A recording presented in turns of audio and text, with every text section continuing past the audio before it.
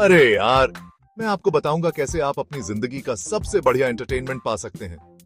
मैं हूं अरुण और आज हम कुछ मजेदार करने वाले हैं। उम्मीद है आप सब अच्छे होंगे। तो चलिए शुरू करते हैं आज की अपनी वीडियो। आज हम बात करेंगे एक ऐसे टॉपिक के बारे में जो आपको जरूर पसंद आएगा। तो बने रहिए मेरे साथ और एंजॉय कीजिए। वीडियो को लाइक और चैनल को सब्सक्राइब करना ना भूलें। जय श्री राम। इस स्क्रिप्ट से एक YouTube वीडियो बनाओ। Table of contents 1. Birth of an ideology, RSS का जन्म कैसे हुआ। 2. Main of the saffron banner, जरूरी लोग और आरएसएस का हायरार्की। 3. डिफाइनिंग हिंदुत्व, आरएसएस का इंडिया के लिए क्या विजन है। 4. अ टैंगल्ड वेब, आरएसएस और इंडियन पॉलिटिक्स का क्या रिश्ता है। 5. शैडोज ऑफ कंट्रोवर्सी, आरएसएस पर क्या इल्जाम है। 6. A nation divided, Gandhi ji की हत्या और RSS. 7. Strength in numbers, RSS को कितना सपोर्ट है। 8. वॉइसेस ऑफ डिसेंट, आरएसएस के खिलाफ कौन बोलता है। 9. The RSS in the digital age, क्या आरएसएस मॉडर्न जमाने के हिसाब से चल रहा है। 10. अ ग्लोबल फुटप्रिंट, क्या इंडिया के बाहर भी आरएसएस है। 11. लुकिंग अहेड, आगे जाके आरएसएस का क्या होगा। एजी नूरानी ने लिखा है the RSS a menace to India. Rashtriya Swayamsevak संघ या आरएसएस इंडिया का एक बहुत बड़ा right wing Hindu nationalist organization है। 1925 में केशव बलीराम हेजवार ने इसका जन्म दिया था। उस समय इंडिया में बहुत से सोशल और पॉलिटिकल बदलाव हो रहे थे। हेजवार एक डॉक्टर थे और वो हिंदुत्व के विचारों से बहुत प्रभावित थे। उनका मानना था कि इंडिया एक हिंदू राष्ट्र है। वो हिंदू समाज को नेशनलिस्ट लाइंस पर ऑर्गेनाइज करना चाहते थे। कुछ हिंदूज को लगता था कि ब्रिटिश राज में उनके साथ भेदभाव होता है। इसी भावना के चलते आरएसएस का निर्माण हुआ। आरएसएस उन चीजों को रोकना चाहता था जो उन्हें माइनॉरिटीज, खासकर मुस्लिम्स की अपीजमेंट लगती थी। आरएसएस हिंदूज में गर्व और एकता की भावना भरना चाहता था। उनका लक्ष्य कल्चरल और सोशल एक्टिविटीज के जरिए अचीव करना था। नागपुर में एक छोटी सी शुरुआत से आरएसएस धीरे धीरे पूरे इंडिया में फैल गया।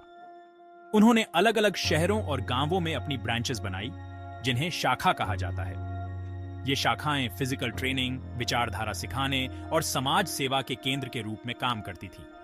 आरएसएस डिसिप्लिन, फिजिकल फिटनेस और कल्चरल प्राइड पर जोर देता था। इससे हिंदू समाज का एक हिस्सा उनके साथ जुड़ा। धीरे धीरे उनके फॉलोअर्स बढ़ते गए। खास तौर पर अर्बन मिडिल क्लास में आरएसएस एक हायरार्किकल स्ट्रक्चर फॉलो करता है। सबसे ऊपर सरसंघ चालक होते हैं। सरसंघ चालक ऑर्गेनाइजेशन के सुप्रीम लीडर होते हैं। आरएसएस के अंदर उनका बहुत अथॉरिटी और सम्मान होता है। केशव बलीराम हेजवार, जो आरएसएस के फाउंडर थे, पहले सरसंघ चालक थे। उन्होंने ऑर्गेनाइजेशन की विचारधारा की नींव रखी और शुरुआत में इसे ग्रो किया। 1940 में हेजवार की मृत्यु के बाद माधव सदाशिव गोलवालकर, जो एक प्रमुख विचारक थे, ने लीडरशिप संभाली। गोलवालकर ने वी और आवर नेशनहुड डिफाइंड किताब लिखी थी। उन्होंने हिंदुत्व का एक और भी सख्त और अलग विजन दिया। उनके लेखन में कल्चरल नेशनलिज्म और हिंदूज को एक साथ आने पर जोर दिया गया था। अभी के सरसंघ चालक मोहन भागवत हैं। उन्होंने 2009 में यह पद संभाला। भागवत आरएसएस को एक ज्यादा मॉडरेट तरीके से दिखाने की कोशिश करते हैं। वो सोशल सर्विस और इंटरफेथ डायलॉग पर जोर देते हैं, लेकिन होमोसेक्सुअलिटी और हिंदू राष्ट्र जैसे मुद्दों पर उनकी स्टेटमेंट से बहुत आलोचना हुई है।